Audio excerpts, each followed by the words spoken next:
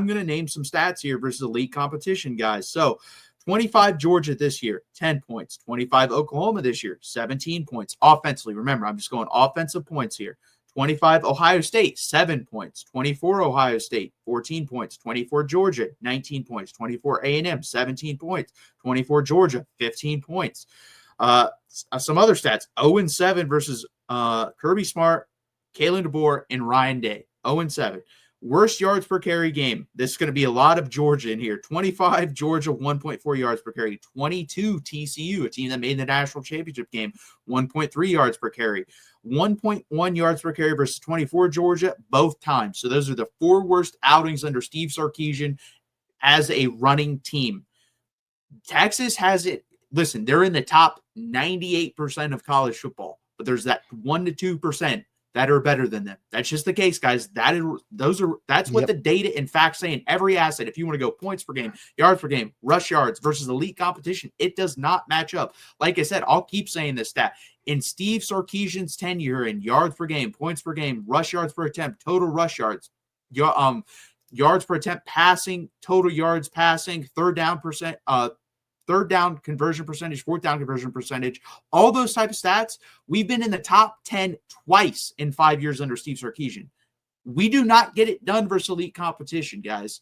And that's something that has to change. And we're going to talk about that a little bit later or in this segment, how to change that or how we think we can change that.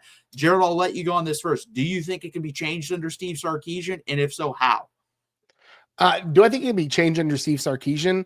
Yes, I think. I think the one big thing for it's toughness both mentally and physically. Right? There's a lack of mental toughness with some of these players.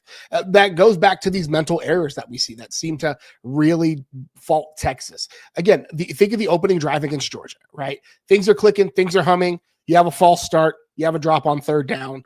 Everything stalls, right? That's emblematic of what happens in these types of big games. Texas seems like the moment is too big for them. Mississippi State, same deal. A lot of unforced errors against Mississippi State, a lot of unforced errors against Kentucky. And those aren't elite competition, but it's emblematic of what happens, right? It is a mental and physical toughness thing, right? Texas has been held under 100 yards rushing 8 times over the last 2 seasons. 3 of those are against Georgia. It's nuts to think about that, right? Like Texas is not, I think, physically on the level they need to be to compete with a team like Georgia, to compete with that. Like they're just getting beat. They're not. And again, the other part of it is Texas, I think mentally, and Steve Sarkisian even mentally, like Texas was rushing for 4 yards a carry, 5 yards a carry, and they had 3 rushing attempts in the second half. Part of that was because Georgia spent like 12 minutes on the field of the second half. So like there's that. But you've got to part of that is the head coach overthinking things and getting in his own head and really not going with what's working in a lot of ways. And so ultimately, like it is a mental toughness thing. It's a physical toughness thing. Texas's third down issues, Texas's red zone issues. That is a potent combination of a lack of physical toughness, just getting beat at the point of attack, and not saying that I'm going to beat you at the point of attack. And those things go hand in hand, right? The best players I've ever seen, both in person and, that I've covered, are the players that are like, I don't care who you are lining up across from me. I'm going to whip your tail up one side and down the other. I'm going to whip you up and down both sides of the field. And that mental toughness leads into their ability to be physically superior and physically tough. Again, I've talked about, like, I had classes with guys that were on the national championship team. And in the media moments, they would say, yeah, we treat every opponent with respect and we treat every opponent, with dignity and blah, blah, blah. And then you talk to them on a Monday and we're like, we were taking bets on who's going to get out of the game first, on how much garbage time we're going to have in this game. We knew we were going to run these guys off the field. But like those types of things are the types of things that you need. This team doesn't seem to have that killer instinct. It doesn't seem to have that, like, I'm going to whip your ass. That I'm the biggest, baddest, biggest swinging thing on this field, and I'm going to beat you man to man. That's the thing that I think this team is missing.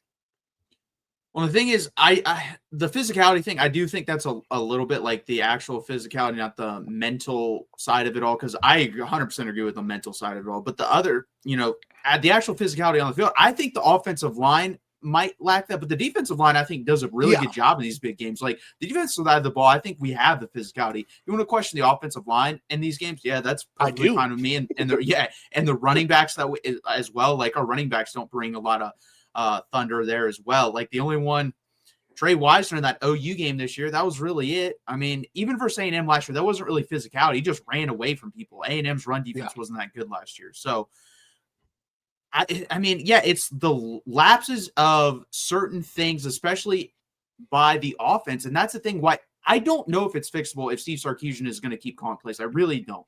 Because we've seen 5 years worth of data. If he keeps calling plays, I don't see how it changes because I don't think he's willing to adjust on his philosophy. If that was the case, we would have seen it this year because this is the year they've struggled the most, and he really hasn't adjusted that much.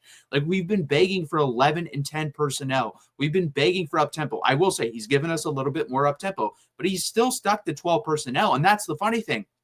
If you know you're getting out physical by Georgia's defensive line, why in the hell would you run 12 personnel and try to run it at them and physically try to beat them up? If you know you can't do it, just go 11 personnel, spread them out, and play with them. I think, that's something I don't know that can be fixed unless he's willing to give up the play calling duties because I don't know. Again, like, is he going to die on a sword? That's what I'm worried about, guys. Like, I truly am worried that he's just going to say, if I'm going to call plays until I'm either fired or going to quit. And we saw Desmond Howard today saying he talks about maybe a mutually parting of ways. I mean, if maybe he knows something we don't, that could be a real thing too. Maybe Sark is truly that pissed off about this whole conversation. He's like, fine, if you don't want me to call plays, I might as well just mutually part ways here, go call plays in the NFL. I mean, that's definitely a possibility. And listen, that's a coin flip for us, guys. We could get better. We could get better, but we could also get worse. We could hire someone, and this thing could go right back to the Tom Herman, Charlie Strong era. And I don't really want to be there either, but I also would want to win a national championship. I don't want to be stuck on this purgatory of 9-3, 10-2, 11-1, never winning anything that really matters either. So I think there are some fixes, but again, egos are going to have to be put aside this offseason. I think this is going to be the teetering point of the Steve Sarkisian era. I truly believe that. Either we are going to see these offseason changes made this offseason, or it will not happen. And this is the last 2 seasons were the high point. That was the high point, and it's going to go downhill from there. I don't know what's going to happen personally. Yeah, I think that's fair. And you've heard me say it, like this all rises and falls on leadership. That is like 100%. And that's the head coach, right? And I was texting some buddies today about like, they're asking about the Desmond Howard video about, is it going to be a mutual parting of ways? And like, again, I think Steve Sarkisian has the ability to do this, like the mental ability to do it, but will he want to do it? Does he want to do the things? Does that align with what he wants to do? It is 100%. It is all ego. It is all, and part of what makes successful coaches successful is the same thing that makes them bad, right? Like the same thing that made Jimbo Fisher successful at Florida State made him terrible at Texas A&M, right? His ego, his belief that he knows what the way to get it done, right? The same thing that makes these guys successful is the same thing that makes them beat their head against the wall, right? And it's why I respect guys like Nick Saban that know that they're not going to be able to change, is that I'm done, right? That's really why Nick Saban retired, because he didn't want to go through the work at 70 years old to change the entire way that he does it. He was like, this is not what I want to do. I'm out, right? And that is a level of self-awareness that most people don't have. Like, I'm not going to change. It just doesn't work for me. So like that, to me, like Steve Sarkisian and his staff have to start with the person in the mirror. They have to say, what is in me, right? And this is like good leaders. If you don't know, my day job is actually leadership development and leadership coaching, right? Like any good leader looks at themselves in the mirror first and says, what is it about me that's costing my team? What is it about what I'm doing that's costing my team, right? It is me first. What am I doing wrong? Any leader worth their salt is not ever going to be the one to say, I have all the answers. I am the smartest person in the room. That is bad. That is a sign of decline. And that, to me, is the biggest thing we need to see in this offseason. Is Steve Sarkisian going to be able to say, like, hey, what is it within me? What is it within the staff that's costing? Because Texas has a lot of talent, right? There are some big talent deficiencies, and we'll talk about that in just a minute. But like those talent deficiencies are a blind spot for the coaching staff, right? That was the coaching staff buying their own brand. I don't know if they can do it. It is fixable, but I don't know if they will.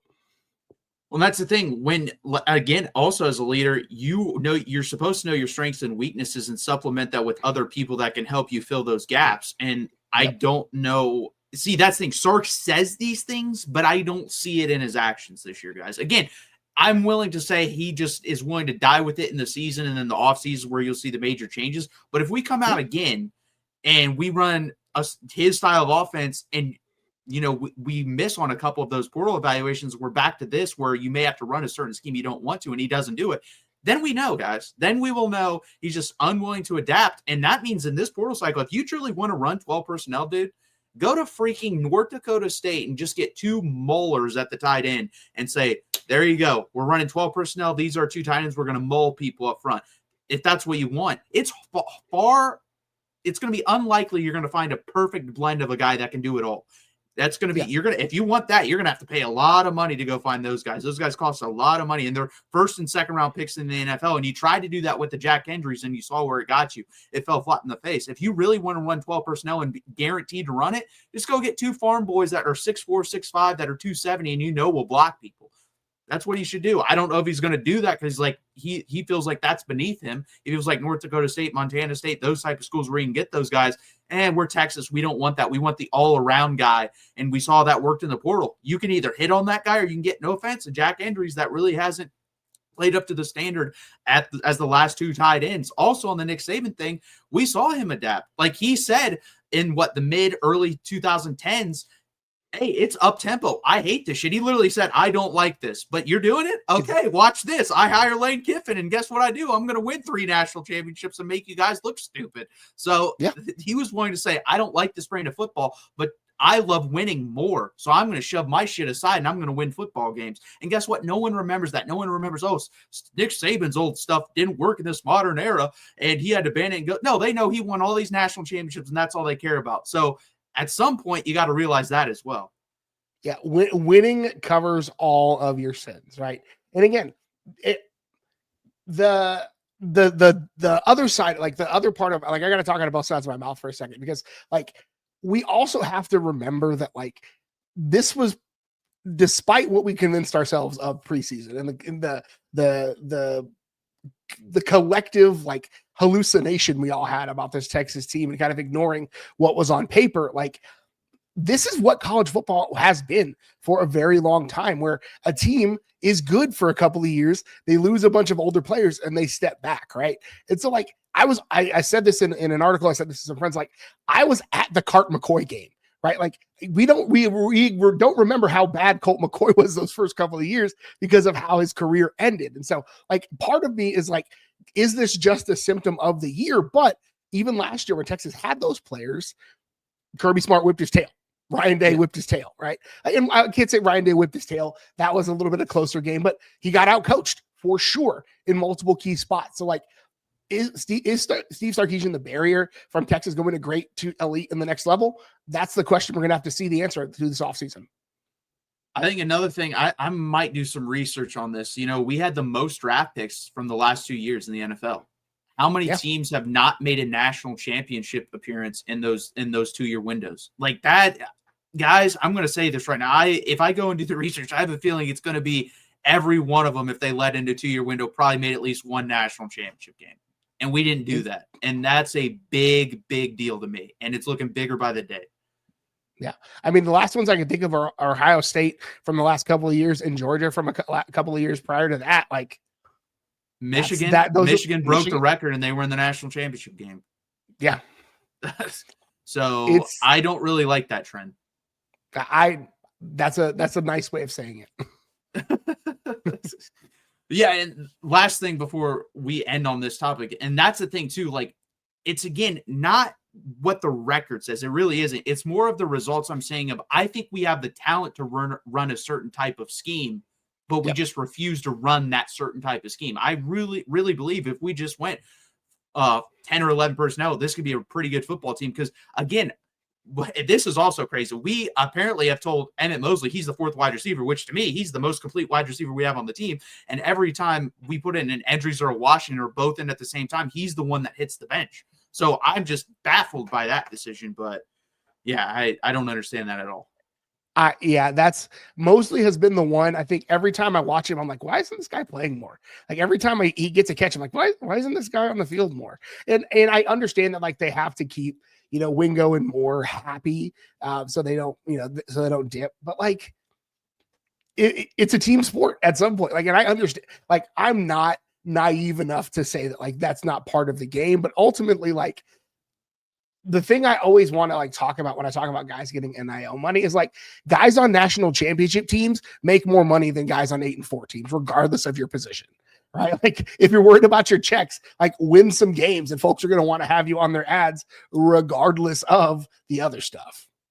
Well, go look at professional sports. When the team wins the Super Bowl, the NBA championship, the World Series, you see these guys get overpaid because they were on a championship team. So teams just want to get them away from that team, number one, and they feel like they have this magic sauce in each and every one of them that can help them win a championship.